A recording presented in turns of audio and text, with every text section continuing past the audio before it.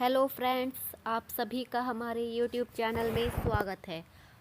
आज हम आपके लिए लेकर आए हैं एमएड 4th सेमेस्टर का पेपर फर्स्ट करिकुलम डेवलपमेंट, जिसका एग्ज़ाम आपका 2 तारीख को है, यानी कि 2 अगस्त को।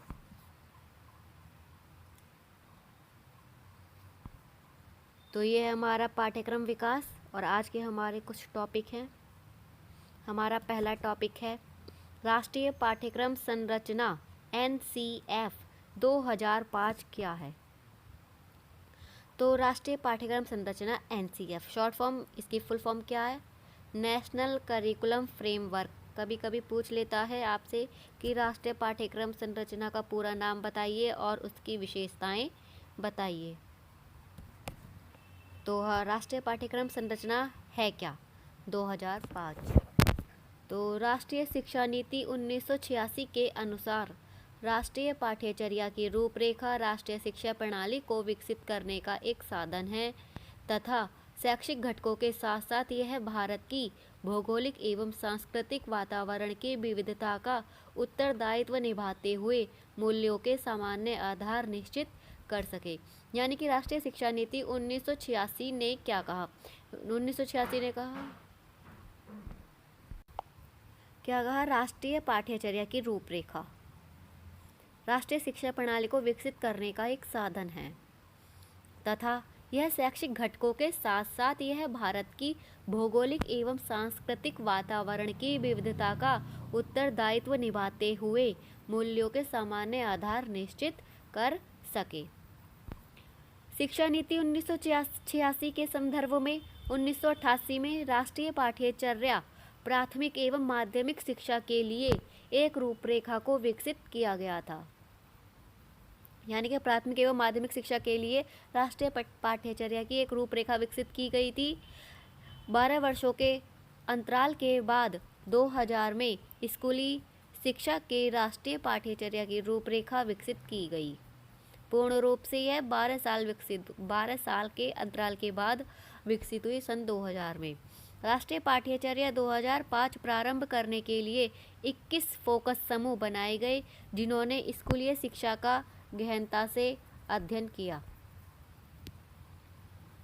और राष्ट्रीय स्तर पर चर्चा करने के पश्चात इसे NCERT द्वारा प्रकाशित किया गया। इस पाठ्यचर्या के कुछ प्रारंभिक निर्णय निम्नलिखित हैं। इस पाठ्यचर्या के अंतर्गत कुछ निर्णय लिए गए। यह पाठ्यचर्या राष्ट्रीय शिक्षा नीति 1986 के महत्वपूर्ण निर्णय, यानी कि 1986 में कुछ महत्वपूर्ण निर्णय लिए गए थे, वो इस पाठ्यचर्या में वैसे के वैसे ही बने रहे। जैसे कि भाषा शिक्षा संबंधित निर्णय, शिक्षा का माध्यम, शिक्षा के विभिन्न स्तरों के लिए एक सामान्य संरचना, 10+2, सामाजिक संस्कृति, धर्मनिरपेक्षता, राष्ट्रीय एकता और उससे तमाम संबंधित शैक्षिक प्रबंधी उसी प्रकार बनी रहेगी जैसा कि 1986 राष्ट्रीय शिक्षा नीति के अनुसार कहा गया। इस पाठ्यचर्या के आधारभूत भाग परिप्रेक्ष्य, अधिगम और ज्ञान, विषय संबंध, परिचर्या तथा संगठन आदि पर बल दिया गया। रूपरेखा। तो राष्ट्रीय पाठ्यक्रम की रूपरेखा, शिक्षा क्रियाओं का आधार पाठ्यक्रम होता है। शिक्षा क्रियाओं का आधार क्या होता है? पाठ्यक्रम होता है। पाठ्यक्रम की अवधारणा विस्तृत एवं व्यापक है। इसमें से वे समस्त अनुभव आ जाते हैं जिन्हें छात्र विद्यालय में प्राप्त करता है। इसमें कक्षा में और कक्षा के बाहर अर्जित सभी शैक्षणिक और पाठ्यक्रम सहगामी क्रियाएं आ जाती हैं। यानी इसमें कक्षा के अंदर और बाहर जो भी क्रियाएं की जाती हैं वो सभी पाठ्यक्रम के अंतर्गत आ जाती हैं। पाठ्यक्रम को क्रिया एवं अनुभव के रूप में समझा जा सकता है। यानी पाठ्यक्रम हमारा करना भी होता है और अनुभव भी होता है। शिक्षा के उद्देश्यों की प्राप्ति के लिए पाठ्यक्रम का नियोजन किया जाता है। चूँकि शिक्षा के उद्देश्य बदलते रहते हैं, इसलिए पाठ्यक्रम का नियोजन और उसके उद्देश्य भी बदलते रहे हैं और इसके अनुरूप भी पाठ्यक्रम में परिवर्तन होता है। स्वतंत्र भारत में भी राजनीतिक, सामाजिक, आर्थिक, सांस्कृतिक आदि परिस्थितियों के अनुरूप शिक्षा के उद्देश्य निर्धारित किए गए हैं। अतः इन्हीं उद्देश्यों को प्राप्त करने के लिए पाठ्यक्रम का नियोजन करने का प्रयास शिक्षाविदों और सरकार के द्वारा किया गया। सुप्रसिद्ध राधाकृष्णन आयोग, मुदालियर आयोग और कोठारी आयोग तथा सरकार द्वारा गठित विभिन्न समितियों ने भी पाठ्यक्रम निर्धारण के संबंध में अपनी सिफारिशें प्रस्तुत की थी। भारत विविधताओं का देश है। यहाँ विभिन्न भाषाएं, संस्कृतियाँ, धर्म, जाति और संप्रदाय हैं जो विभिन्न राज्यों में पाए जाते हैं।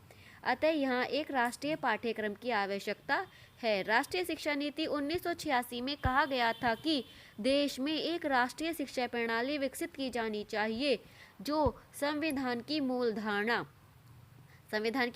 क्या थी? एक निश्चित स्तर तक बिना किसी भेदभाव के सभी को समान शिक्षा उपलब्ध हो, इस पर आधारित होना चाहिए। हमारी राष्ट्रीय शिक्षा प्रणाली में जो है वो इस पर आधारित, संविधान की मूल धारणा पर आधारित होनी चाहिए। इसमें यह भी कहा गया था कि पूरे देश में समान शिक्षा संरक्षण 10+2+3 लागू होनी चाहिए और प्रथम 10 वर्षों के लिए ऐसा आधारभूत पाठ्यक्रम तैयार किया जाना चाहिए जिससे बालकों में राष्ट्रीय मूल्यों और वैज्ञानिक दृष्टिकोण का विकास हो सके। उक्त राष्ट्रीय शिक्षा नीति के सुझावों के आधार पर 1988 में राष्ट्रीय पाठ्यक्रम की संरचना प्रस्तुत की गई, जिसमें विशेष रूप से स्कूली पाठ्यक्रम की चर्चा की गई थी। राष्ट्रीय शैक्षिक अनुसंधान एवं प्रशिक्षण परिषद ने सन 2000 में पाठ्यक्रम की एक प्रभावी योजना देश के सामने प्रस्तुत की, जिसे पाठ्यक्रम संरचना 2000 कहा गया। सन 2000 के उपरांत देश और समाज में होने वाले भारी परिवर्तनों तथा शिक्षा के क्षेत्र में नवाचारों और नवीन प्रवृत्तियों के विकसित होने के कारण पाठ्यक्रम पर पुनर्विचार करने की आवश्यकता अनुभव की गई। अतएव भारत सरकार के मानव संसाधन विकास मंत्रालय द्वारा राष्ट्रीय पाठ्यक्रम के विकास हेतु राष्ट्रीय शैक्षिक अनुसंधान एवं प्रशिक्षण परिषद की बैठक बुलाई गई। 14 जुलाई सन 2004 में 2004 से 19 जुलाई 2000 तक चली।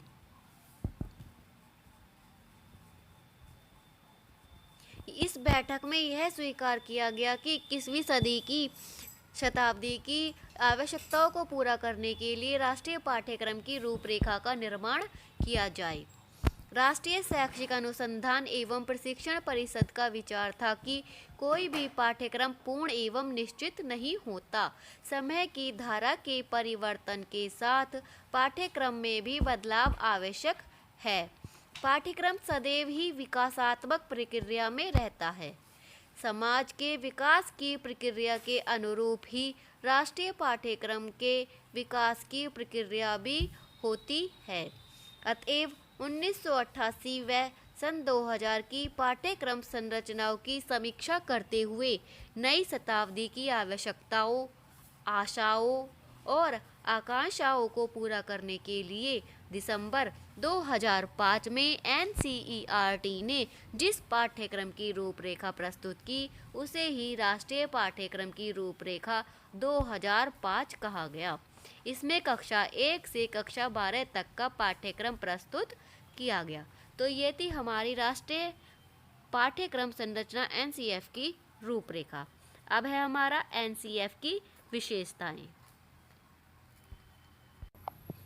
तो राष्ट्रीय पाठ्यक्रम संरचना की प्रमुख विशेषताएं निम्नलिखित हैं।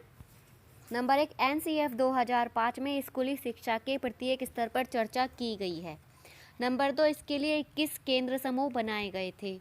नंबर 3, ग्रेडिंग पर बल दिया गया। नंबर 4, एक मानवीय छात्र मित्रवत मूल्यांकन प्रणाली विकसित की जाए। नेक्स्ट, पर्यावरण पाठ्यचर्या समता यानी समावेशी शिक्षा के लिए पाठ्यचर्या का बोझ कम किया जाए। पर्यावरण शिक्षा को अन्य स्किल विषयों के साथ एकीकृत किया जाए। विद्यालय प्रणाली और अन्य नागरिक समूह में भागीदारी बनाई जाए। विवेचनात्मक शिक्षा शास्त्र पर बल दिया जाए। अधिगम में शैक्षिक तकनीकी की भव्यता। अधिगम में चिंतन की सरलता की उपलब्धता। छात्र स्वयं ज्ञान का निर्माण कर सके। शिक्षण रटने के स्थान पर बोध के लिए। ज्ञान और सूचना में विभेद करना। एनसीएफ 2005 का मूल आधार भारतीय संविधान है, जिसमें भारतीय संविधान के कुछ मूल्यों पर ध्यान दिया गया, जैसे धर्मनिरपेक्षता, समतावादी, बहुलतावादी। तो ये थी हमारी एनसीएफ की विशेषताएं। अब है हमारा थर्ड पॉइंट, राष्ट्रीय पाठ्यक्रम संरचना शिक्षक शिक्षा 2009 NCFTE national curriculum framework teacher education. राष्ट्रीय पाठ्यक्रम संरचना शिक्षक शिक्षा 2009। तो ये क्या है हमारा, जैसे आपसे पूछ ले कि NCFTE पर संक्षिप्त टिप्पणी लिखिए, तो मतलब यही है। शिक्षक को सभी शिक्षा शास्त्रियों एवं बुद्धिजीवियों द्वारा राष्ट्र का भाग्य निर्माता माना गया है। इसलिए शिक्षक का सम्मान प्राचीन काल से वर्तमान काल तक वैसा का वैसा ही बना रहा है, और जैसा वह प्राचीन काल में था उसका आज भी सम्मान कम नहीं हुआ है। शिक्षक के कार्य, व्यवहार एवं कर्तव्य निष्ठा में वृद्धि के लिए समय समय पर विभिन्न आयोगों द्वारा सुझाव प्रस्तुत किए गए, जिन्हें शिक्षक शिक्षा संबंधी सुझावों के माध्यम से जाना गया। प्रत्येक आयोग का मानना है कि संपूर्ण शिक्षा व्यवस्था में शिक्षक वह प्रमुख भाग है जो कि विद्यालय के उत्थान में महत्वपूर्ण भूमिका का निर्वहन करता है। यानी शिक्षक ही विद्यालय का वो महत्वपूर्ण पार्ट है जिसके बिना विद्यालय का विकास संभव नहीं है। अगर शिक्षक ही नहीं होगा तो फिर विद्यालय किस बात का। इसलिए वर्तमान समय में यह सदैव विचारणीय प्रश्न रहा है कि शिक्षक शिक्षा को किस प्रकार प्रभावी बनाया जाए जिससे योग्य शिक्षकों का निर्माण हो सके। इसी क्रम में विभिन्न आयोगों द्वारा अपने विचार प्रस्तुत किए गए। इनके परिणाम स्वरूप शिक्षक शिक्षा में अपेक्षित सुधार भी संभव हुए।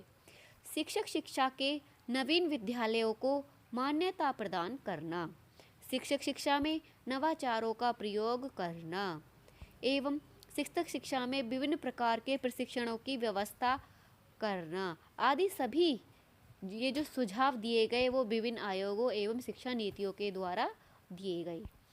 वर्तमान समय में शिक्षा का अधिकार 2009 अनिवार्य एवं निःशुल्क शिक्षा तथा शिक्षा के सार्वभौमिकरण ने शिक्षा के उत्तरदायित्व में अभूतपूर्व वृद्धि कर दी है, जिससे संपूर्ण उत्तरदायित्व शिक्षक पर है। यानी जो सरकार ने नियम लागू किया, अनिवार्य एवं निःशुल्क शिक्षा और शिक्षा के सार्वभौमिकरण, उसका ये नियम मतलब ये जो आई उसका उत्तरदायित्व, जो संपूर्ण उत्तरदायित्व जो था वो शिक्षक पर आ गया। एक अभिभावक यह जानने का प्रयास नहीं करता कि शिक्षा व्यवस्था में त्रुटियों के लिए कौन उत्तरदायी है, वरन वह शिक्षा व्यवस्था का संपूर्ण कर्ता धर्ता शिक्षक को ही मानता है। इस स्थिति में शिक्षक का दायित्व बालकों का शिक्षण करना ही नहीं वरन अभिभावकों एवं समाज को संतुष्ट करना भी है। इस प्रकार की स्थिति में शिक्षक शिक्षा के लिए एक ऐसे पाठ्यक्रम की आवश्यकता का अनुभव हुआ जो बदलते हुए परिवेश में शिक्षा के उद्देश्यों को प्राप्त करने में सहायक हो तथा शिक्षक शिक्षा को गुणवत्तापूर्ण बना सके। इस स्थिति में राष्ट्रीय पाठ्यक्रम संरचना शिक्षक शिक्षा 2009 का प्रस्तुतिकरण हुआ, जिसमें शिक्षक शिक्षा के विषय में पूर्णतः नवीन विचारों का प्रयोग किया गया।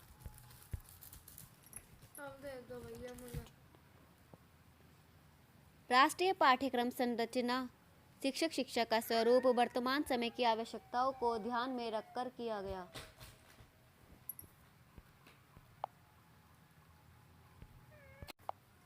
पाठ्यक्रम संरचना शिक्षक शिक्षा 2009 का प्रस्तुतिकरण हुआ, जिसमें शिक्षक शिक्षा के विषय में पूर्णतः नवीन विचारों का प्रयोग किया गया। राष्ट्रीय पाठ्यक्रम संरचना शिक्षक शिक्षा का स्वरूप वर्तमान समय की आवश्यकताओं को ध्यान में रखकर किया गया। तो अब हमारा 4th पॉइंट, राष्ट्रीय पाठ्यक्रम संरचना शिक्षक शिक्षा के उद्देश्य। तो इसके उद्देश्य निम्नलिखित हैं। शिक्षक शिक्षा के लिए उचित पाठ्यक्रम का निर्माण।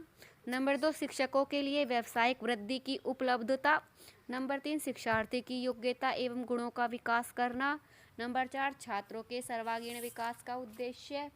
नंबर 5, तर्क एवं चिंतन के विकास का उद्देश्य। नंबर 6, मूल्य केंद्रित शिक्षा का उद्देश्य। नंबर 7, पोषणीय विकास का उद्देश्य।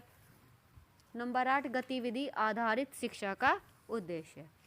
तो अब हमारा ये था हमारे राष्ट्रीय पाठ्यक्रम संरचना शिक्षक शिक्षा NCFTE के उद्देश्य। अब है हमारा लास्ट पॉइंट, राष्ट्रीय पाठ्यक्रम संरचना शिक्षक शिक्षा का महत्व, यानी NCFTE 2009 का महत्व। तो इसका महत्व निम्नलिखित है। नंबर 1, परिवर्तित समाज के लिए। नंबर 2, शिक्षा के सार्वभौमिकरण के लिए। नंबर 3, अंतर्राष्ट्रीय सद्भावना के लिए। नंबर 4, समाज की आवश्यकताओं की पूर्ति के लिए। नंबर 5, जीवन कौशलों के विकास के लिए। नंबर 6, निःशुल्क एवं अनिवार्य शिक्षा के लिए।